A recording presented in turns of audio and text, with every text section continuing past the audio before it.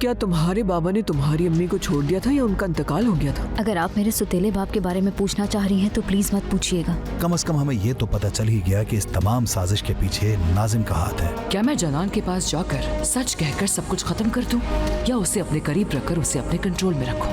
आपको नसरीन और फातिमा साहिबा क्यों पसंद नहीं? ऐसी तो कोई बात नहीं बेटा, मैं तो सिर्फ उनकी भलाई चाहती हूँ। मेरा ख्याल है आपको सबा से दूर हो जाना चाहिए। आपने एक शख्स को गोली मारी थी ना? क्या तुम मुझे धमका रही हो? हाँ, हम एक दूसरे से तकरीबन रोज ही मिलते हैं सोना, लेकिन तुम्हें देखकर कभी भी नहीं लगा कि तुम बीमार हो। तुम्हें क्या लगता है कि अगर बाबा तुम्हें सपोर्ट कर रहे हैं तो तुम हमें ब्लैकमेल कर सकती हो?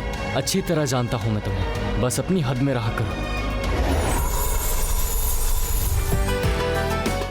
देखिए ड्रामा सीरियल इश्क एक गुनाह रोजाना रात 7 बजे सिर्फ ऑन टीवी पर।